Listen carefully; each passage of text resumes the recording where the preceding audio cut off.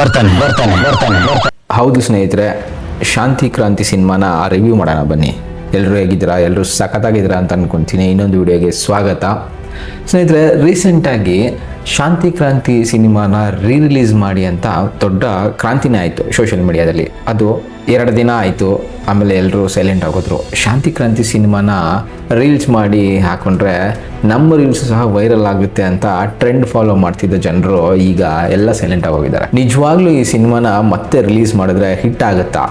ಸರಿ, ಅವಾಗ ಯಾಕೆ ಈ ಸಿನಿಮಾ ಹಿಟ್ ಆಗಲಿಲ್ಲ ಅಂತ ಒಂದೊಂದೇ ನೋಡೋಣ ಬನ್ನಿ. ಮೊದಲೇ ಹೇಳ್ತೀನಿ ಸ್ನೇಹಿತರೆ, ನಾನು ಶಾಂತಿ ಕ್ರಾಂತಿ ಸಿನಿಮಾದ ವಿರೋಧಿ ಅಲ್ಲ. ರವಿ ಸರ್ ಸಿನಿಮಾಸು ಮತ್ತು ಅವ್ರ ಮ್ಯೂಸಿಕ್ಗೆ ನಾನು ದೊಡ್ಡ ಫ್ಯಾನು. ಆದರೆ ಇದು ನನ್ನ ವೇ ಆಫ್ ಸೀಯಿಂಗ್ ಸಿನಿಮಾ ಅಷ್ಟೇ. ಅದ್ರ ಜೊತೆಗೆ ಈ ಸಿನಿಮಾ ಮತ್ತೆ ರಿಲೀಸ್ ಆಗಿ ಬಾಕ್ಸ್ ಆಫೀಸ್ನ ಲೂಟಿ ಮಾಡಲಿ ಅನ್ನೋದೇ ನನ್ನ ಆಸೆ. ಆ ಆಸೆ ಮೇಲೇ ಈ ವಿಡಿಯೋ ಮಾಡ್ತಾ ಇದ್ದೀನಿ. ಫಸ್ಟ್ ಥಿಂಗು, ಇದರಲ್ಲಿರೋವಂಥ ಕೆಲವು ಗುಡ್ ಪಾಯಿಂಟ್ಸ್ನ ನಿಮ್ಗೆ ಹೇಳ್ತಾ ಹೋಗ್ತೀನಿ. ಆಮೇಲೆ ಈ ಸಿನಿಮಾದ ನೆಗೆಟಿವ್ ಸೈಡ್ನ ನೋಡೋಣ, ಯಾಕೆ ಹಿಟ್ ಆಗಲಿಲ್ಲ, ಆಮೇಲೆ ಮತ್ತೆ ರಿಲೀಸ್ ಮಾಡಿದ್ರೆ ಯಾಕೆ ಹಿಟ್ ಆಗಲ್ಲ ಅನ್ನೋದನ್ನು ಸಹ ಹೇಳ್ತೀನಿ ನಾನು ನಿಮಗೆ. ಅದರಲ್ಲಿ ಫಸ್ಟ್ ಥಿಂಗ್ ಬಂದು ಇದ್ರ ಸಾಂಗ್ಸು. ಅಬ್ಬಾ, ಎಂಥ ಅದ್ಭುತವಾದ ಸಾಂಗ್ಸ್ಗಳು ಗುರು ಇವು.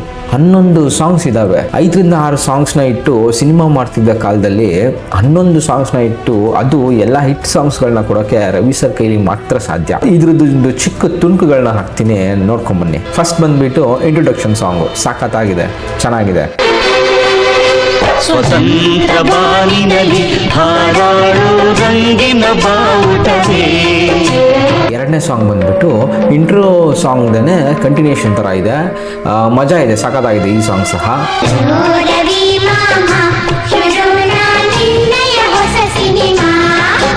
3ನೇ ಸಾಂಗ್ ಬಂದ್ಬಿಟ್ಟು ಜೂಹಿ ಚಾವ್ಲಾ ಅವರ ಇಂಟ್ರೋ ಸಾಂಗು, ಅದೇನೆ ಮಧ್ಯರಾತ್ರಿಲಿ. ಮಸ್ತಿದೆ ಈ ಸಾಂಗು, ಎಲ್ಲರೂ ಫೇವ್ರೇಟ್ ಈ ಸಾಂಗು. ಮತ್ತು ಈ ಸಾಂಗಲ್ಲಿ ನೀವು ಅಬ್ಸರ್ವ್ ಮಾಡಬೇಕು, ಆಗಿನ ನೈಟ್ ಲೈಫು ಹೆಂಗಿತ್ತು, ಏನೇನಿತ್ತು ಅಂತ ನೋಡ್ಬೋದು ನಾವು. ಹಳೆ ಬಸ್ಸು, ಆ ಜನ ಸಿಗರೇಟ್ಸ್ ಎತ್ತಿರೋದು, ಎಣ್ಣೆ ಹೊಡಿತಿರೋದು, ಮತ್ತು ಹಳೆ ಆಟೋಗಳು, ರೋಡ್ ಸೈಡ್ ಅಂಗಡಿ, ಆಮ್ಲೆಟ್ಟು, ಕಬಾಬು, ಸೋಡಾ ಬಾಟ್ಲುಗಳು. ಆಮೇಲೆ ನೈಟಲ್ಲಿ ಒಂದು ಒಂಟಿ ಹುಡುಗಿ ಇದ್ದರೆ ಏನೇನಾಗುತ್ತೆ ಅಂತ ಎಷ್ಟು ನೀಟಾಗಿ ಹಾಡಿನ ಮೂಲಕ ತೋರಿಸಿದ್ದಾರೆ. ಅಂದರೆ ಬಿ ಸೇಫ್ ಅನ್ನೋ ಮೆಸೇಜು ಅವಾಗಲೇ. ಆಮೇಲೆ ಇದು 4ನೇ ಸಾಂಗು ಜೂಹಿ ಚಾವ್ಲಾ ಅವ್ರದ್ದು ಹ್ಯಾಪಿ ಬರ್ತ್ಡೇ ಸಾಂಗು, ಸಖತ್ತಾಗಿದೆ. ಇದು ನಿಮ್ಗೆ ಗೊತ್ತಿರ್ಬೋದು, ಆ ಬೆಡ್ನೇ ಕೇಕಲ್ಲಿ ಮಾಡಿಸಿದ್ರಂತೆ, ಸಖತ್ತಾಗಿದೆ ಸಾಂಗು.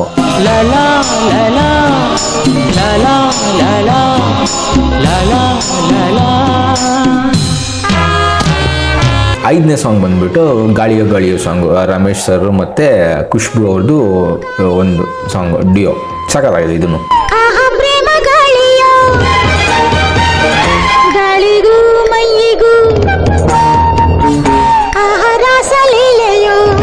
ಆರನೇ ಸಾಂಗ್ ಬಂದ್ಬಿಟ್ಟು ಓ ಮನಸ್ಸೆ ನೀ ಹೇಳು ಅಂತ, ಇದೊಂದು ಸಾಂಗು. ಜೂಹಿ ಚಾವ್ಲಾ ಅವರು ಆಶ್ರಮಕ್ಕೆ ಕೆಲ್ಸಕ್ಕೆ ಹೋಗೋ ಟೈಮಲ್ಲಿ ಒಂಥರ ಈ ವಿರಹ ಹುಡುಗಿ ಹೀರೋಯಿನ್ನ ಬಿಟ್ಟು ಕಳಿಸೋ ಆ ಸಾಂಗು.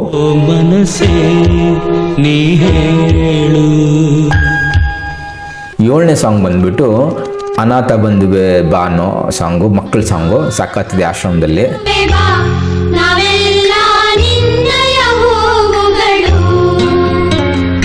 8ನೇ ಸಾಂಗ್ ಬಂದ್ಬಿಟ್ಟು ಬಂಧನೋ ಯಮರಾಯ ಅನ್ನೋ ಸಾಂಗು. ಇದು ಎಕ್ಸ್ಟೆಂಡೆಡ್ ವರ್ಷನ್ ಆಫ್ ಅನಾಥ ಬಂಧುವೆ ಅನ್ಬೋದು, ಇದನ್ನು ಚೆನ್ನಾಗಿದೆ.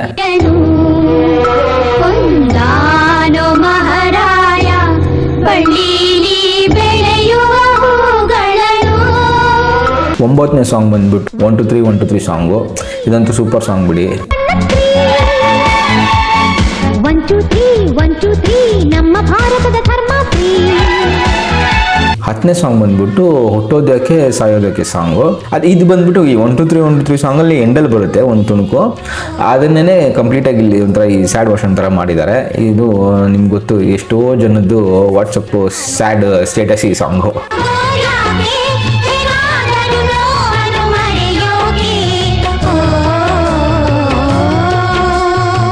11ನೇ ಸಾಂಗ್ ಬಂದ್ಬಿಟ್ಟು ಇದ್ದರೆ ನಾವು ಸುಮ್ಮನಿದ್ದರೆ ಅಂತ, ಈ ಸಾಂಗನು ಸಖತ್ತಾಗಿದೆ.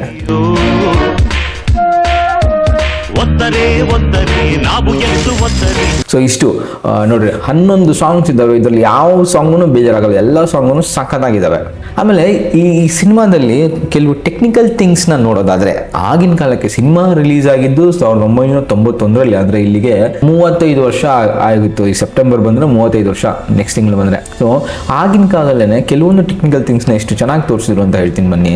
ವೈರ್ಲೆಸ್ ಕಮ್ಯುನಿಕೇಶನ್ ಡಿವೈಸ್ನ ಎಷ್ಟು ಚೆನ್ನಾಗಿ ತೋರಿಸಿದ್ದಾರೆ ನೋಡಿ. ಅಂದರೆ ಎಜುಕೇಟಿಂಗ್ ದ ಸೊಸೈಟಿ ಸಖತ್ ಎಲಿಮೆಂಟ್ ಇದು. ಮತ್ತು RC ಹೆಲಿಕಾಪ್ಟರ್ ತೋರಿಸಿದ್ದಾರೆ ನೋಡಿ. ಎಷ್ಟೊಂದು RC ಟಾಯ್ಸ್ ಎಲ್ಲ ತೋರಿಸಿದ್ದಾರೆ, ಬಟ್ RC ಹೆಲಿಕಾಪ್ಟರ್ ಬಂದ್ಬಿಟ್ಟು ಹೈಲೈಟ್ ವರ್ಷನ್ ಇದರಲ್ಲಿ ನಾವು ಏನು ಯೋಚನೆ ಮಾಡಬೇಕಂದ್ರೆ ರವಿಚಂದ್ರನ್ ಸರ್ ಅವ್ರದ್ದು ಥಿಂಕಿಂಗ್ ಹೆಂಗೆ, ಅವರು ಐಡಿಯಾಲಜಿ ಮತ್ತು ಸಿನಿಮಾನ ರಿಚ್ ಆಗಿತ್ತು ಅವಾಗ ಅನ್ನೋದನ್ನ, ಅಂದರೆ not in terms of money but in terms of thought process ಅವಾಗಲೇ ಎಷ್ಟು ಚೆನ್ನಾಗಿ ತೋರಿಸಿದ್ದಾರೆ ನೋಡಿ. ಆಮೇಲೆ ಇನ್ನೊಂದು ಅಬ್ಸರ್ವ್ ಮಾಡ್ಬೇಕು ನಾವು, CCTV ಕ್ಯಾಮ್ರಾನ ತೋರಿಸಿದ್ದಾರೆ. 35 ವರ್ಷದಿಂದನೇ CCTV ಕ್ಯಾಮ್ರಾನ ತೋರಿಸಿದ್ದಾರೆ ನೋಡಿ. ಆಮೇಲೆ ಕೆಲವೊಂದು ತಲೆ ಎಷ್ಟು ಚೆನ್ನಾಗಿ ಉಪಯೋಗಿಸಿದ್ದಾರೆ ನೋಡಿ. ಈಗ ಕುರಿದು ಹುಲ್ಲಿರ್ತು ಗೊತ್ತಾ, ಅದ್ರ ಮೇಲ್ಗಡೆ ಅದರಲ್ಲಿ ಡ್ರಗ್ಸ್ನ ಸ್ಮಗಲ್ ಮಾಡಿರ್ತಿರೋದು, ಅಂದರೆ ಅದೊಂದು ಟೈಪ್ ಆಫ್ ಐಡಿಯಾ, ಈ ಥರ ಸ್ಮಗಲ್ ಮಾಡ್ಬೋದು ಅನ್ನೋದು. ಆಮೇಲೆ ನೋಡ್ರಿ ಈ ಡಿಸೈನು ವಿಸ್ಕಿ ಬಾಟಲ್ ಡಿಸೈನ್ಸ್ದು ತೋರಿಸೋದು, ಅಂದರೆ ಒಳ್ಳೊಳ್ಳೆ ಪ್ರಾಪರ್ಟೀಸ್ ಯೂಸ್ ಮಾಡಿದ್ದಾರೆ. ಆಮೇಲೆ ಈ ಕ್ಲೈಮ್ಯಾಕ್ಸಲ್ಲಿ ನೋಡಿ ನೀವು, ಈ ರ್ಯಾಂಬೋ ಮೂವಿಲಿ ಒಂದು ಸೀನ್ ಇದೆ ನೋಡ್ಬೋದು ನೀವು. ಈಗ ಆರೋ ಬಾಣ ಬಿಡ್ತಾರೆ, ಆ ಬಾಣ ಹೋಗಲ್ಲಿ ತಾಕಿದ ತಕ್ಷಣ ಬ್ಲಾಸ್ಟ್ ಆಗುತ್ತೆ, ಅಂದರೆ ಆರೋದು ಮುಂದೆಗಡೆ ಬಾಂಬ್ ಇಟ್ಬಿಟ್ಟು ಬಾಣ ಹೊಡೆಯೋದು, ಆ ಥರ ಇವ್ರು ತೋರಿಸಿದ್ದಾರೆ, ಆವಾಗಲೇ ತೋರಿಸಿದ್ದಾರೆ. ಅಂದರೆ ಕೆಲವೊಂದು ನೈಸ್ ಎಲಿಮೆಂಟ್ಸ್ನ ಆ್ಯಡ್ ಮಾಡ್ಕೊಂಡಿದ್ದಾರೆ, ಎಷ್ಟು ಚೆನ್ನಾಗಿ ಆ್ಯಡ್ ಮಾಡಿದ್ದಾರೆ. ಟೆಕ್ನಿಕಲ್ ಥಿಂಗ್ಸ್ನ ನೋಡಿದ್ದಾಯಿತು. ಸೊ ನಾನು ಇವಾಗ ನಿಮಗೆ ಒಂದು ಸ್ವಲ್ಪ ಚೆನ್ನಾಗಿರೋ ಸೋಷಿಯಲ್ ಎಲಿಮೆಂಟ್ಸ್ ಇದ್ದಾವೆ ಇದರಲ್ಲಿ, ಅದ್ರ ಕಡೆ ಸ್ವಲ್ಪ ಗಮನ ಕೊಡೋಣ ಬನ್ನಿ. ಸಿನಿಮಾ ಸ್ಟಾರ್ಟಿಂಗಲ್ಲಿ ಸ್ವಲ್ಪ ಮಕ್ಕಳು ಆಸ್ಪತ್ರೆಯಲ್ಲಿ ಇರ್ತಾರೆ, ಐಸ್ ಕ್ರೀಮ್ನಲ್ಲಿ ಡ್ರಗ್ಸ್ ಹಾಕಿದ್ದಾರೆ ಅಂತ ಒಂದು ನಾಟ್ ಇದೆ ಅಲ್ಲಿ. ಎಂಥ ಒಳ್ಳೆ ನಾಟ್ ನೋಡಿ. ಅಂದರೆ ಅವಾಗಲೇ ಸಮಾಜಕ್ಕೆ ಡ್ರಗ್ಸು ಎಷ್ಟು ಹಾನಿಕರ, ಮಕ್ಕಳ ಮುಂದಿನ ಜೀವನಕ್ಕೆ ಡ್ರಗ್ಸ್ ಎಷ್ಟು ಕೆಟ್ಟದ್ದು ಅನ್ನೋದನ್ನು, ಅಂದರೆ ಅದನ್ನು ಕಿತ್ತಾಕಬೇಕು, ಈ ಡ್ರಗ್ಸ್ ಅನ್ನೋದನ್ನ ಕಿತ್ತಾಕಬೇಕು ಅನ್ನೋದನ್ನ ಮಕ್ಕಳ ಕಡೆಯಿಂದ ಇಟ್ಕೊಂಡು ಎಷ್ಟು ಚೆನ್ನಾಗಿ ತೋರಿಸಿದ್ದಾರೆ. ಈ ಥಾಟು ಸೂಪರ್ ಆಗಿದೆ. ಮತ್ತು ಅದರ ಜೊತೆಗೆ ಈ ಆರ್ಗನ್ಸ್ನ ಕದೀತಾರೆ ಗೊತ್ತಾ, ಅದನ್ನು ಎಷ್ಟು ಚೆನ್ನಾಗಿ ತೋರಿಸಿದ್ದಾರೆ. ಅಂದರೆ ಮಕ್ಕಳೇ ನೀವು ಹುಷಾರಾಗಿರ್ರಿ ಅನ್ನೋ ಮೆಸೇಜ್ ಅದು. ಎಗೈನ್ ಎಜುಕೇಟಿಂಗ್ ದ ಸೊಸೈಟಿ, ಪೇರೆಂಟ್ಸ್ಗೂ ಅಷ್ಟೇ ಮಕ್ಕಳನ್ನ ಹುಷಾರಾಗಿ ನೋಡ್ಕೊಳ್ರಪ್ಪ ಅನ್ನೋ ಮೆಸೇಜ್ನ ಅವಾಗಲೇ ಕೊಟ್ಟಿದ್ರು ಅವರು. ಇದನ್ನು ನಾವು ಇತ್ತೀಚೆಗೆ ಈ ಎಪ್ಸ್ಟೀನ್ ಫೈಲ್ಸ್ ಅಂತ ಎಲ್ಲ ನ್ಯೂಸ್ ಎಲ್ಲ ನೋಡಿದ್ದೀವಿ ಗೊತ್ತಾ, ಅದನ್ನು ನಮ್ಮ ರವಿ ಸರ್ ಅವಾಗಲೇ ತೋರಿಸಿದ್ದಾರೆ. ಅಂದರೆ ಈ ದೊಡ್ಡ ದೊಡ್ಡವರು ಮಕ್ಳುಗಳನ್ನ ಇಟ್ಕೊಂಡು ಏನೇನೆಲ್ಲ ಮಾಡ್ತಾರೆ ಅನ್ನೋದನ್ನ ಇವರು ಅವಾಗಲೇ ತೋರಿಸ್ಬಿಟ್ಟಿದ್ದಾರೆ. ಆಮೇಲೆ ಇನ್ನೊಂದು ನೋಡ್ರಿ, ಕೆಲವು ಮಕ್ಕಳು ತೀರೋಗಿರ್ತಾರೆ, ಆ ಮಕ್ಕಳ ಅಂತ್ಯ ಸಂಸ್ಕಾರನ ಅನಾಥ ಮಕ್ಕಳೇ ಮಾಡಲಿ ಅನ್ನೋ ಥಾಟ್ ನೋಡಿ ತೋರಿಸಿದಾರಲ್ಲಿ ಎಷ್ಟು ಚೆನ್ನಾಗಿ. ಬೇರೆ ಯಾರು ಮಾಡೋದು ಅನಾಥ ಮಕ್ಕಳೇ ಮಾಡಲಿ ಅಂತ, ಇದನ್ನು ಒಂದು ಒಳ್ಳೆ ನೈಸ್ ಥಾಟು. ಈ ಥಾಟ್ಸ್ ಎಲ್ಲ ಮೂವಿಲಿ ಎಷ್ಟು ಚೆನ್ನಾಗಿ ಆ್ಯಡ್ ಮಾಡಿದ್ದಾರೆ ಇವರು. ನೆಕ್ಸ್ಟ್ ನೋಡೋದಾದರೆ ಹೀರೋಯಿನ್ ಜೂಹಿ ಚಾವ್ಲಾ ಇದ್ದಾರಲ್ಲ, ಅವರು ಒಂಥರ ಸ್ಪೈ ಥರ ಕೆಲಸ ಮಾಡ್ತಾರೆ. ಅಂದರೆ ಸ್ಪೈ ಥರ ಕೆಲಸ ಮಾಡಿ ಆಶ್ರಮದ ವಿಷಯನೆಲ್ಲ ಹೀರೋಗೆ ತಿಳಿಸ್ತಿರ್ತಾರೆ ವೈರ್ಲೆಸ್ ಡಿವೈಸ್ ಮೂಲಕ, ಮತ್ತು ಫೋಟೋಸ್ ತೊಗೊಂಡು ಎಲ್ಲ ಮಾಡ್ತಿರ್ತಾರೆ. ಸೊ 1991 ಅಂದರೆ ಎಗೈನ್ 35 ವರ್ಷಗಳ ಹಿಂದೆನೇ he was stating Ravi sir ಏನಂದರೆ, ಹೆಣ್ಣು she is capable of doing anything, songs, romance ಜೊತೆಗೆ she was leading a dominant character. ತುಂಬಾ ಒಳ್ಳೆ ವಿಚಾರ. ನೆಕ್ಸ್ಟ್ ನೋಡೋದಾದ್ರೆ ಕ್ಲೈಮ್ಯಾಕ್ಸಲ್ಲಿ ಹೀರೋಯಿನ್ ಸಾಯ್ಬಾರ್ದಿತ್ತು, ಬಟ್ ಸತ್ತೋದ್ರು. ಅಲ್ಲಿಂದನೇ ಸ್ಟೋರಿಗೆ ಒಂದು ಸ್ವಲ್ಪ ಚೆನ್ನಾಗಿ ಹೋಗುತ್ತೆ. Because we last something which was fighting against aunty social elements. So ಇಲ್ಲಿ ಟ್ರಿಗರ್ ಆಗುತ್ತೆ. ಈ ಸೀನ್ ಎಷ್ಟು ಚೆನ್ನಾಗಿದೆ ಅಂದರೆ ನನಗೆ ಈ ಸ್ಪೈಡರ್ ಮ್ಯಾನ್ ಸೀನ್ ನೆನಪಾಯಿತು, ನೋಡ್ರಿ ಹಾಕ್ತೀನಿ. ಆಮೇಲೆ ನೋಡ್ರಿ ಈ ಎಲಿಮೆಂಟ್ ಅಬ್ಸರ್ವ್ ಮಾಡಿರಿ. ಆಗಿನ ಕಾಲಕ್ಕೆ ಪೊಲೀಸ್ ಆಫೀಸರ್ ಆಗಿದ್ದು ಸರ್ಕಾರ ಈ ಅನ್ಯಾಯನ ತಡೆಯೋಕ್ಕೆ ಸಪೋರ್ಟ್ ಮಾಡಲಿಲ್ಲ ಅಂತಂದರೆ ಸಪ್ರೇಟ್ ಒಂದು ಗ್ಯಾಂಗ್ ಕಟ್ಕೊಂಡು, ಒಂದು ಸೈನ್ಯನ ಕಟ್ಕೊಂಡು ಸರ್ಕಾರ ಅಥವಾ ಈ ಆ್ಯಂಟಿ ಸೋಷಿಯಲ್ ಎಲಿಮೆಂಟ್ಸ್ ಜೊತೆ ವಿರುದ್ಧ ಹೋರಾಡೋದು ಸಹಜ, ಆಗಿನ ಕಾಲಕ್ಕೆ ಸಹಜವಾಗಿತ್ತು. ಆದರೆ ಒಂದು ಮಕ್ಕಳನ್ನ ಇಟ್ಕೊಂಡು ಮಕ್ಕಳು ಸೈನ್ಯನ ಕಟ್ಕೊಂಡು ಹೋರಾಡೋದು ಒಳ್ಳೆ ಮೆಸೇಜು. ಯಾಕಂದರೆ ನಾವು ಮಕ್ಕಳ ಕೈಲಿ ಏನೂ ಆಗಲ್ಲ ಗುರು ಅಂತ ಕನ್ಸಿಡರ್ ಮಾಡ್ಬಿಡ್ತೀವಿ ಯೂಶ್ವಲಾಗಿ, ಬಟ್ ಈ ಕೇಸು ಆ ಥರ ಇಲ್ಲ. ಆಮೇಲೆ ಇದೇ ಥರ ಎಕ್ಸಾಂಪಲ್ಸು ತುಂಬ ಇದ್ದಾವೆ. ತುಂಬ ಸಿನಿಮಾಸ್ ಮಕ್ಕಳನ್ನ ಇಟ್ಕೊಂಡು ತುಂಬ ಸಿನಿಮಾಸ್ ಮಾಡಿದ್ದಾರೆ, ಚೆನ್ನಾಗಿ ಬಂದಿದೆ. ಆಮೇಲೆ ನಾವು ಇವಾಗ ಈ ಮನಿ ಹೀಸ್ಟ್ ಎಲ್ಲ ಸೀರೀಸ್ ನೋಡಿದ್ದೀವಿ ಗೊತ್ತಾ, ಅದರಲ್ಲಿ ಒಂದು ಟನಲ್ ಕೊರ್ದ್ಬಿಟ್ಟು ದರೋಡೆ ಮಾಡ್ತಾರಲ್ಲ ಅಂತ ನಾವು ಎಕ್ಸೈಟ್ ಆಗ್ತೀವಿ ನಾವು. ಬಟ್ ನಮ್ಮ ರವಿ ಸರ್ ಅವರು ಅವಾಗಲೇ ಮಕ್ಕಳನ್ನ ಇಟ್ಕೊಂಡು ಆಶ್ರಮಕ್ಕೆ ಒಂದು ಟನಲ್ ಕೊರ್ದು ಅಂದರೆ ಈಗ ಸ್ಟ್ರೈಟ್ ಮೈನ್ ಗೇಟಿಂದ ನುಗ್ಗೋಕ್ಕಾಗಲಿಲ್ಲ ಅಂದರೆ ಇನ್ನೊಂದು ಆಲ್ಟರ್ನೇಟಿವ್ನ ಎಷ್ಟು ಚೆನ್ನಾಗಿ ತೋರಿಸಿದ್ದಾರೆ. ಆಮೇಲೆ ಈ ಪಾಯಿಂಟು ತುಂಬಾ ಇಂಪಾರ್ಟೆಂಟು. ಒಂದು ಮೆಸೇಜ್ ಕೊಟ್ಟಿದ್ದಾರೆ, ಖುಷ್ಬು ಅವ್ರನ್ನ ವಿಲನ್ಸು ಈ ಅತ್ಯಾಚಾರ ಮಾಡೋಕ್ಕೆ ಬಂದಾಗ ಅವ್ರನ್ನ ಇವರು ಕಾಪಾಡಲ್ಲ, ಅಂದರೆ ವಿಲನ್ಸ್ನ ಹೊಡೆದಾಕಿ ಖುಷ್ಬು ಅವ್ರನ್ನ ಕಾಪಾಡಲ್ಲ. ಇನ್ಸ್ಟೆಡ್ ವಿಲನ್ಸ್ ಜೊತೆ ಹೋರಾಡೋಕ್ಕೆ ಆ ಹುಡುಗಿಗೇನೆ ಸ್ಫೂರ್ತಿ ತುಂಬ್ತಾರೆ. ಎಂಥ ಒಳ್ಳೆ ಮೆಸೇಜ್ ನೋಡ್ರಿ. ಅಂದರೆ ನಿಮ್ಮನ್ನ ಕಾಪಾಡೋಕ್ಕೆ ಯಾವಾಗಲೂ ಯಾರಾದರೂ ಇರಲ್ಲ. So you have to fight for yourself. ಎಂಥ ಥಾಟ್ ಅಂದರೆ ಅದನ್ನು ಎಷ್ಟು ನೀಟಾಗಿ ತೋರಿಸಿದ್ದಾರೆ. ಮತ್ತು ಕ್ಲೈಮ್ಯಾಕ್ಸ್ ಸೀನ್ ಅಪ್ಪ ವಾವ್, ನನಗೆ ಜೇಮ್ಸ್ ಬಾಂಡ್ ಸೀನ್ ನೆನಪಾಯಿತು. ಹಾಕ್ತೀನಿ ನೋಡ್ರಿ. ಇದರಲ್ಲೂ ಮೂವಿಗೋಸ್ಕರ ರಿಯಲ್ ಬ್ಲಾಸ್ಟ್ ಮಾಡಿದ್ರಂತೆ. Okay, the same way Ravi sir ಅವ್ರೂ ಕ್ಲೈಮ್ಯಾಕ್ಸ್ ಶೂಟ್ ಮಾಡೋಕ್ಕೆ 50 ಎಕರಲ್ಲಿ ಸೆಟ್ ಹಾಕಿದ್ರಂತೆ. ಹಾಕಿ ಅದನ್ನು ಲಾಸ್ಟಲ್ಲಿ ಡೆಸ್ಟ್ರಾಯ್ ಮಾಡಿರೋದು ಒಂಥರ ಚೆನ್ನಾಗಿದೆ. ಅಂದರೆ ಲಾಸ್ಟಲ್ಲಿ ಆಶ್ರಮ ಡೆಸ್ಟ್ರಾಯ್ ಮಾಡಿದ್ವಿ, ಆಶ್ರಮದ ಕತೆ ಮುಗೀತು ಅನ್ನೋ ಥರ ಆವಾಗಲೇ ಆ ಲೆವೆಲ್ ಎಕ್ಸಿಕ್ಯೂಷನ್ ಗುರು, ಸೂಪರ್ ಗುರು. ಸೊ ಇಷ್ಟೆಲ್ಲ ಒಳ್ಳೆ ಎಲಿಮೆಂಟ್ಸು ಸಿನಿಮಾದಲ್ಲಿತ್ತು. ಇಷ್ಟೆಲ್ಲ ಇದ್ರೂ ಏನಕ್ಕಪ್ಪ ಸಿನಿಮಾ ಗೆಲ್ಲಿಲ್ಲ? ಇದಕ್ಕೆ ನನ್ನ ವೇಲಿ ಇನ್ನೊಂದು ಥರ ಆನ್ಸರ್ ಇದೆ, ಅದನ್ನು ನಾನು ಹೇಳ್ತಾ ಹೋಗ್ತೀನಿ. So this is the negative side of the cinema. ಏನಪ್ಪ ಅಂತಂದರೆ ನಾನು ನಿಮಗೆ ಟೈಮಿಂಗ್ ಸಮೇತ ಹೇಳ್ತೀನಿ ಇದನ್ನು, ಈ ನೆಗೆಟಿವ್ ವಿಷಯನ. ಸರಿಯಾಗಿ 8 ನಿಮಿಷ 51 ಸೆಕೆಂಡ್ಗೆ ಕ್ರಿಮಿನಲ್ನ ಅರೆಸ್ಟ್ ಮಾಡೋ ಸೀನು ಸ್ಟಾರ್ಟ್ ಆಗುತ್ತೆ. ಅಂದರೆ ಹೀರೋ ಇನ್ನೂ ರಿವೀಲ್ ಆಗಿರಲ್ಲ. That's fine. ತುಂಬ ಸಿನಿಮಾಗಳಲ್ಲಿ ಹೀರೋನ ಲೇಟಾಗಿ ರಿವೀಲ್ ಮಾಡ್ತಾರೆ, ತೊಂದರೆ ಇಲ್ಲ. ಆಮೇಲೆ ಈ ಫೈಟಿಂಗ್ ಸೀನು ನಡುವೆ ಅನ್ನೆಸೆಸರಿಯಾಗಿ ಈ ನಮ್ಮ ರವಿ ಸರ್ ಅವ್ರದ್ದು ಸಿಗ್ನೇಚರ್ ಆಗುತ್ತೆ, ಎಲ್ಲ ಪೀಸ್ ಅನ್ನೋ ಥರ ರವಿಚಂದ್ರನ್ ಅವ್ರ ಸ್ಟೈಲಲ್ಲಿ ಪ್ರಾಪರ್ಟೀಸ್ ಎಲ್ಲ ಪೀಸ್ ಆಗ್ತಿರ್ತವೆ. ಓಕೆ, ಆದರೆ ಜೊತೆಗೆ ಈ ಟಾಯ್ ಕಾರ್ಸ್ ಇದಾವೆ ಗೊತ್ತಾ, ಹೆವಿ ಡಿಸ್ಟರ್ಬೆನ್ಸ್ ಅನಿಸುತ್ತೆ ಗುರು. ಇವಾಗ ಮೇ ಬಿ ಆ ಟೈಮಲ್ಲಿ ಅದು ಟ್ರೆಂಡ್ ಇತ್ತೇನೋ, ಆ ಟೈಮೇ ಅಂತಲ್ಲ, ಇವಾಗ್ಲೂ ಕಾರು ಬೈಕ್ಸ್ ಅಂತಂದರೆ ಎಲ್ರಿಗೂ ಇಷ್ಟನೇ. ಆದರೆ ಅದು ಡಿಸ್ಟರ್ಬಿಂಗ್ ಆಗಿರಬಾರ್ದು. ಈ ಸೀನ್ಸ್ ಎಲ್ಲ ಹಂಗೆ ಇದೆ. ಆಮೇಲೆ ಈ ಸೀನ್ ಎಂಡ್ ಆಗೋದು ಬಂದ್ಬಿಟ್ಟು 14.26 ಸೆಕೆಂಡ್ಗೆ. ಅಂದರೆ ಅಪ್ರಾಕ್ಸಿಮೇಟ್ 5 ನಿಮಿಷ ಫುಲ್ಲು ಲ್ಯಾಗ್ ಇದೆ. ಇಲ್ಲ ನಿದ್ದೆ ಬಂದ್ಬಿಡ್ತದೆ. ನೆಕ್ಸ್ಟ್ ನೋಡಿ 14 ನಿಮಿಷ 30 ಸೆಕೆಂಡ್ಗೆ ಒಂದು ಸೀನ್ ಸ್ಟಾರ್ಟ್ ಆಗುತ್ತೆ. ಅದು ಫುಲ್ ಲ್ಯಾಗು. ಅಷ್ಟೊಂದು ಎಲಾಂಗೇಟೆಡ್ ಶಾರ್ಟ್ಸ್ನ ಅವಶ್ಯಕತೆನೇ ಇರಲಿಲ್ಲ. ಕರೆಕ್ಟಾಗಿ 15 ನಿಮಿಷ 30 ಸೆಕೆಂಡ್ಗೆ ಈ ಡೈಲಾಗ್ ಸ್ಟಾರ್ಟ್ ಆಗುತ್ತೆ. ತೂಗುದೀಪ್ ಶ್ರೀನಿವಾಸ್ ಅವ್ರದ್ದು ಡೈಲಾಗ್ ಸ್ಟಾರ್ಟ್ ಆಗುತ್ತೆ. ಸೊ ಅಲ್ಲಿ ಕಟ್ ಮಾಡ್ಬಿಟ್ಟು ಅಲ್ಲಿಂದ ಸ್ಟಾರ್ಟ್ ಮಾಡಿದ್ರು ಗುರು. ಸೊ ಇಲ್ಲಿ 1 ನಿಮಿಷ ವೇಸ್ಟು.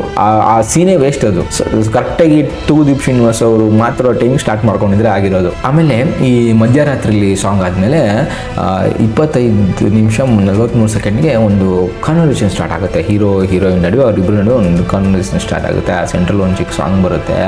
ಆಮೇಲೆ ಇದು ಎಂಡ್ ಆಗೋದು 31 ನಿಮಿಷಕ್ಕೆ. ಅಂದರೆ ಈ 25 ನಿಮಿಷದಿಂದ 31 ನಿಮಿಷಕ್ಕೆ 5 ನಿಮಿಷ ಇಲ್ಲೇ ತಿಂದ್ಕೊಂಬಿಡೈತೆ. 5 ನಿಮಿಷ ಇಷ್ಟೊಂದು ಡ್ರ್ಯಾಗ್ ಮಾಡೋ ಅವಶ್ಯಕತೆ ಇರಲಿಲ್ಲ. ಬೇರೆ ಏನಾದರೂ ಎಲಿಮೆಂಟ್ಸು ಹಾಕ್ಬೋದಿತ್ತು ಇಲ್ಲಿ ಇನ್ನೂ ಚೆನ್ನಾಗಿ. 31 ನಿಮಿಷ 21 ಸೆಕೆಂಡ್ಗೆ ವೈರ್ಲೆಸ್ ಕಾಮ್ಸಲ್ಲಿ, ಅಂದರೆ ಆ ವೈರ್ಲೆಸ್ ಕಮ್ಯುನಿಕೇಷನ್ ಡಿವೈಸ್ನ ತೋರ್ಸೋಕ್ಕೆ ಸ್ಟಾರ್ಟ್ ಮಾಡ್ತಾರೆ. ಒಳ್ಳೆ ವಿಷಯ. ಈ ಸೀನ್ ಎಂಡ್ ಆಗೋದು 36 ನಿಮಿಷ 28 ಸೆಕೆಂಡ್ಗೆ. ಈ ಸೀನ್ ನಡುವೆ ಮಕ್ಕಳು ಬಂದು ಹೋಗ್ತಾರೆ. That's fine. ಆಮೇಲೆ ಈ ಡಿವೈಸ್ನ ಇಟ್ಕೊಂಡು ಹೀರೋ ಮತ್ತು ಹೀರೋಯಿನ್ ಕಾನ್ವರ್ಸೇಷನ್ ನಡೀತಾ ಇರುತ್ತೆ. ಏನೋ ಒಂಥರ ಕಾಮಿಡಿ ಥರ ತೋರ್ಸೋಕ್ಕೆ ಹೋಗಿದ್ದಾರೆ. ಬಟ್ ಅದರಲ್ಲಿ ಕಾಮಿಡಿ ಇಲ್ಲ. ಇದನ್ನು ನಿದ್ದೆ ಬರ್ಸುತ್ತೆ. ಮತ್ತೆ ಇನ್ನೊಂದು 5 ನಿಮಿಷ ವೇಸ್ಟ್ ಇಲ್ಲಿ. ಆಮೇಲೆ ಕರೆಕ್ಟಾಗಿ 36 ನಿಮಿಷ 36 ಸೆಕೆಂಡ್ಗೆ RC ಹೆಲಿಕಾಪ್ಟರ್ ಜೊತೆ ಒಂದು ಸೀನ್ ಸ್ಟಾರ್ಟ್ ಆಗುತ್ತೆ. ಖುಷ್ಬು ಅವ್ರದ್ದು ಇಂಟ್ರೋ ಸೀನು. ಅಂದರೆ ಖುಷ್ಬು ಅವ್ರು ಮತ್ತು ಪೊಲೀಸ್ ಕಮಿಷನರ್ ಅವ್ರ ಜೊತೆ ಕನ್ವರ್ಸೇಷನ್ನು. ಈ ಸೀನು ಮಧ್ಯದಲ್ಲಿ RC ಟಾಯ್ಸ್ಗಳ ಹಾವಳಿ ಫುಲ್ ಹಿಂಸೆ ಕೊಟ್ಬಿಡ್ತಾವೆ ಅವರು. ನೀವು ಆ ಸೀನ್ ನೋಡ್ರಿ ಬೇಜಾರ ಹೋಗ್ತೀರಾ. ಇಷ್ಟೊಂದು ಅವಶ್ಯಕತೆ ಇರಲಿಲ್ಲ ಅಂತ ಅನಿಸುತ್ತೆ ಈ ಸೀನಲ್ಲಿ. ಅಂದರೆ ಏನಾಗ್ತಿದೆ ಅಂದರೆ ಇಲ್ಲಿ ತುಂಬ ಲ್ಯಾಗ್ ಆಗ್ತಿದೆ. ಅನಾವಶ್ಯಕ ಸೀನ್ಸ್ಗಳು ಲ್ಯಾಗ್ ಮಾಡ್ತಿದ್ದಾವೆ. ಆಮೇಲೆ ಆಲ್ರೆಡಿ ನೋಡಿ ನೆಕ್ಸ್ಟ್ ನೋಡಿ, ಸರಿ ಖುಷ್ಬು ಅವ್ರದ್ದು ಇಂಟ್ರೋ ಆಲ್ರೆಡಿ ಆಗಿತ್ತು, ಆದರೆ ನಮ್ಮ ರವಿ ಸರ್ ಸ್ಟೈಲಲ್ಲಿ ಆಗಿರಲಿಲ್ಲ. ಅದಕ್ಕೆ ಇನ್ನೊಂದು ಇಂಟ್ರೋ ಎಕ್ಸ್ಟೆಂಡೆಡ್ ವರ್ಷನ್ನು ಇದು ನೋಡ್ರಿ. ಈ ವರ್ಷನ ಅವಶ್ಯಕತೆನೇ ಇರಲಿಲ್ಲ. ಈ ಸೀನ್ ಎಂಡ್ ಆಗೋದು 40 ನಿಮಿಷಕ್ಕೆ. ಅಂದರೆ ಹತ್ತತ್ರ 4 ನಿಮಿಷ ವೇಸ್ಟು ಡಮಾರ್ ಅಲ್ಲೇನೆ. ಆಮೇಲೆ ಕರೆಕ್ಟಾಗಿ 53 ನಿಮಿಷ 30 ಸೆಕೆಂಡ್ಗೆ ಆಶ್ರಮನ ತೋರಿಸ್ತಾರೆ. ಸೊ ಈ ಪೂರ್ತಿ ಸಿನಿಮಾ ಈ ಆಶ್ರಮದ ಸುತ್ತಾನೇ ಇರೋದು. ಇದನ್ನು ತೋರ್ಸೋಕ್ಕೆ 1 ಅವರ್ ಆಯಿತು. ಅಂದರೆ ನೋಡಿ, ಆ್ಯಕ್ಚುಯಲ್ ಸ್ಟೋರಿನ ಸ್ಟಾರ್ಟ್ ಆಗೋಕ್ಕೆ 1 ಅವರ್ ಆಗುತ್ತೆ. ಅಂದರೆ ನೋಡಿ, this is the biggest drawback ಸಿನಿಮಾದಲ್ಲಿ. ಏನಂದರೆ ಇಷ್ಟೊಂದು ಟೈಮ್ ಕನ್ಸ್ಯೂಮಿಂಗು, ಸುಮ್ಮನೆ ಅನಾವಶ್ಯಕವಾದ ಎಲಿಮೆಂಟ್ಸ್ನ ಶೂಟ್ ಮಾಡೋದು ಬದಲು ಆ್ಯಕ್ಚುಯಲ್ ಸ್ಟೋರಿನ ಮುಂಚೆನೇ ಸ್ಟಾರ್ಟ್ ಮಾಡಿದ್ರೆ ಅದ್ರ ಸುತ್ತನೇ ಸ್ಟೋರಿನ ಹೆಣ್ಕೊಂಡು ಹೋಗ್ಬೋದಿತ್ತಾ, ಮತ್ತು ಅದ್ರ ಸುತ್ತನೇ ಸ್ಟೋರಿನ ಬರೀಬೋದಿತ್ತಾ, ಇನ್ನೂ ಚೆನ್ನಾಗಿ ಏನಾದರೂ ತೋರಿಸ್ಬೋದಿತ್ತಾ, ಎಂಗೇಜಿಂಗಾಗಿ ತೋರಿಸ್ಬೋದಿತ್ತಾ. So this the biggest drawback ಸಿನಿಮಾದಲ್ಲಿ. ಮತ್ತು ಇನ್ನೊಂದು ಸೀನ್ ನೋಡ್ರಿ, ಈ ಸೀನ್ ನನಗೆ ನೋಡಿ ಎಷ್ಟು ಸಿಲ್ಲಿ ಅನಿಸುತ್ತೆ ಅಂದರೆ, ಪೊಲೀಸ್ ಕಮಿಷನರ್ ಶ್ರೀನಾಥ್ ಅವ್ರನ್ನ ರವಿಚಂದ್ರನ್ ಅವರು ಮೀಟ್ ಮಾಡೋಕ್ಕೆ ಬರ್ತಾರೆ. ಅಂದರೆ ಒಂದು ಇಂಪಾರ್ಟೆಂಟ್ ವಿಷಯನ ಹೇಳಬೇಕು ಅಂತ ಬರ್ತಾರೆ. ಅಂದರೆ ಆಶ್ರಮದ ಮಕ್ಕಳ ಜೊತೆ ಆಗಿದ್ದು ಆಕ್ಸಿಡೆಂಟ್ ಅಲ್ಲ, ಕೊಲೆ ಅಂತ ಹೇಳೋಕ್ಕೆ ಬರ್ತಾರೆ. ಈ ಸೀನ್ ಸ್ಟಾರ್ಟ್ ಆಗೋದು 1 ಅವರ್ 12 ನಿಮಿಷಗೆ. ಅಂದರೆ ಈ ಈ ನೋಡ್ರಿ ಕಮಿಷನರ್ ಆಫೀಸ್ ಅವ್ರ ಮನೇಲಿ ಇರ್ಬೋದು, ಅವ್ರ ಆಫೀಸ್ ಇರ್ಬೋದು, ಅವ್ರ ಸುತ್ತಮುತ್ತ ಇಷ್ಟೊಂದು ಡಿಸ್ಟರ್ಬೆನ್ಸ್ ಇದ್ರೆ ಏನರ್ಥ ಅದು? ಆಮೇಲೆ ಆ ಟಾಯ್ಸ್, ಇಲ್ಲೂ ಆ ಟಾಯ್ಸ್ ಯಪ್ಪ ಹೆವಿ ಹಿಂಸೆ, ಹೆವಿ ಲ್ಯಾಗ್. ಆಮೇಲೆ ಇವರು ಪೊಲೀಸ್ ಆಫೀಸರ್ ಮಾತಾಡೋದನ್ನ ಆ ಕಮಿಷನರ್ ಕೇಳಿಸ್ಕೊಳ್ಳೋದಿಲ್ಲ, ಶ್ರೀನಾಥ್ ಅವ್ರು ಕೇಳಿಸ್ಕೊಳ್ಳೋದಿಲ್ಲ. ಆ ಥರ ಎಲ್ಲೂ ನಡೆಯಲ್ಲ. ಮಾತಾಡೋದನ್ನ ಕೇಳಿಸ್ಕೊಳ್ಳೋಲ್ಲ, ನಗ್ತಾ ಇರ್ತಾರೆ. ಅಂದ್ರೆ ಆ ಪೊಲೀಸ್ ಕಮಿಷನರು ಅಷ್ಟೊಂದು ಈಸಿನಾ? ಅಂದ್ರೆ ಅಷ್ಟೊಂದು ಈಸಿಯಾಗಿ ವಿಷಯಗಳನ್ನ ತಗೊಂತಾರ? ನೀಟಾಗಿ ತೋರಿಸ್ಬೇಕಿತ್ತು. ಅವರು ನನ್ನ ಮಾತು ಕೇಳ್ತಾಳೆ ಅಂತ ರವಿಚಂದ್ರನ್ ಅವ್ರು ಹೋಗೇ ಬಿಡ್ತಾರೆ ಅಲ್ಲಿಂದ. ನೋಡ್ರಿ ಈ ತರ ಸೀನ್ಸ್ಗಳು, ಯಾಕಂದ್ರೆ ಅವ್ರಿಗೆ ಈಗ ಪೊಲೀಸ್ ಅವ್ರಿಗೆ ಅವ್ರದ್ದು ಒಂದು ಪ್ರೋಟೋಕಾಲ್ ಇರುತ್ತೆ. ಈಗ ಅವ್ರು ಯಾರು ಬಂದು ಏನಾರು ಹೇಳಿದ್ರೆ ಅದನ್ನ ಕೇಳಿಸ್ಕೋಬೇಕು, ಮತ್ತೆ ಅದಕ್ಕೆ ರಿಯಾಕ್ಟ್ ಅದು ಇವ್ರು ತೋರಿಸಿರೋ ತರ ಸಿಲಿಯಾಗಿರಲ್ಲ ಅದು.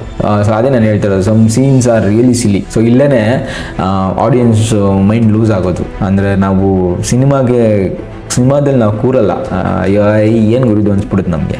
ನೆಕ್ಸ್ಟ್ ನೋಡ್ರಿ, ಈ ಲಾಸ್ಟ್ ಕ್ಲೈಮ್ಯಾಕ್ಸ್ ಸೀನು ಸ್ವಲ್ಪ ಆಲ್ಟರ್ ಮಾಡಬೇಕಿತ್ತು. ಅಂದರೆ ಈಗಲ್ಲ, ಅವಾಗ್ಲೇ ಏನು ಗೊತ್ತಾ, ಈ ಆಶ್ರಮ ಡಿಸ್ಟ್ರಾಯ್ ಆಗ್ತಾ ಇರುತ್ತೆ. ರವಿ ಸರ್ ಇದ್ರ ಬಗ್ಗೆ ಎಷ್ಟು ಚೆನ್ನಾಗಿ ಹೇಳಿದ್ದಾರೆ. ಸೊ ಆ ಸೀನ್ ಆ್ಯಕ್ಚುಲಿ ರವಿ ಸರ್ ಹೋಗಿರೋದು, ಅಂದರೆ ಹೀರೋ ಹೋಗಿರೋದು ಮಕ್ಕಳನ್ನ ಕಾಪಾಡೋಕ್ಕೆ. ಆಶ್ರಮ ಡಿಸ್ಟ್ರಾಯ್ ಆಗಬೇಕಾದ್ರೆ ಎಷ್ಟೊಂದು ಮಕ್ಕಳು ಅದರೊಳಗಡೆ ಬಿದ್ದೋಗ್ತಾರೆ. ಆಮೇಲೆ ಮತ್ತೆ ಅವ್ರು ಯಾರೂ ಎದ್ದು ಆಚೆ ಬರೋದನ್ನ ತೋರಿಸಲ್ಲ. ಅಂದರೆ ಈಗ ಬಿದ್ದಿರೋ ಮಕ್ಕಳನ್ನು ಕಾಪಾಡಿದ್ವಿ ನಾವು ಅನ್ನೋದು ಸರಿಯಾಗಿ ಕನ್ವೆ ಆಗಿಲ್ಲ. ನಿಮಗೆ ಒಂದು ಬೆಸ್ಟ್ ಎಕ್ಸಾಂಪಲ್ ಕೊಡ್ತೀನಿ ನೋಡಿ.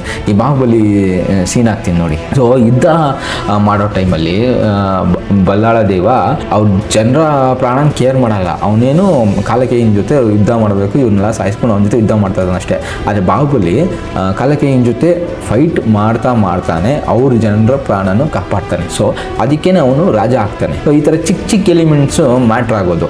ಲಾಸ್ಟಲ್ಲಿ ನೋಡಿ ರವಿ ಸರ್ ಎದ್ದು ಬರ್ತಾರೆ. ಅದೇ ಥರ ಅಲ್ಲಿ ಬಿದ್ದು ಮಕ್ಕಳನ್ನು ನಾವು ಕಾಪಾಡ್ತೀವಿ ಅನ್ನೋ ಥರ ಅದನ್ನ ತೋರಿಸಿಲ್ಲ. ಅದು ಎದ್ದು ಬರೋ ಥರ ಏನೋ ಒಂದು ಆ ಮೆಸೇಜ್ ಕನ್ವೇನೇ ಆಗಿಲ್ಲ.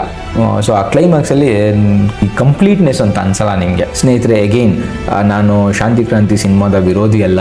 ಇದು ನನ್ನ ವೇ ಆಫ್ ಸೀಯಿಂಗ್ ಸಿನಿಮಾ. ಅದ್ರ ಜೊತೆಗೆ ಈ ಸಿನಿಮಾ ಮತ್ತೆ ರಿಲೀಸ್ ಆಗಿ ಬಾಕ್ಸ್ ಆಫೀಸ್ನ ಲೂಟ್ ಮಾಡಲಿ ಅನ್ನೋದೇ ನನ್ನ ಆಸೆ. ಆ ಆಸೆ ಮೇಲೇ ಈ ವಿಡಿಯೋನ ಮಾಡಿದ್ದೀನಿ. ಸಿಂಪಲ್ ಸ್ನೇಹಿತರೆ, ಹೊಸದಾಗಿ ಶೂಟ್ ಅಂತೂ ಮಾಡೋಕ್ಕಾಗಲ್ಲ. ಬಟ್ ಈ ಲ್ಯಾಗ್ ಇರೋ ಎಲಿಮೆಂಟ್ಸ್ನ ಕಟ್ ಮಾಡಿ 2.5 hour ಇರೋ ಸಿನಿಮಾನ ಅಟ್ಲೀಸ್ಟ್ ಒಂದು 2 hours ಕೆಳಗಡೆ ತಂದರೆ, ಇನ್ ಕೇಸ್ ಎಲ್ಲ ಕೂಡಿ ಬಂದು ರಿಲೀಸ್ ಆದರೆ ಜನಕ್ಕೆ ಬೋರ್ ಆಗಲ್ಲ. ಏನೋ ಚೆನ್ನಾಗಿರುತ್ತೆ ಸಿನಿಮಾ ಅನ್ನೋದು, ಇನ್ನೂ ಚೆನ್ನಾಗಿರುತ್ತೆ ಸಿನಿಮಾ ಅನ್ನೋದು ನನ್ನ ಒಪಿನಿಯನ್ನು. ಈ ವಿಡಿಯೋ ನಿಮಗೆ ಇಷ್ಟ ಆಗಿದೆ ಅಂತ ಅನ್ಕೊಂತೀನಿ.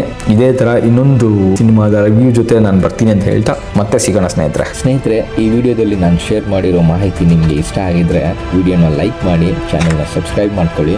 ಇನ್ನೊಂದು ವಿಡಿಯೋದಲ್ಲಿ ಸಿಗೋಣ ಸ್ನೇಹಿತರೆ.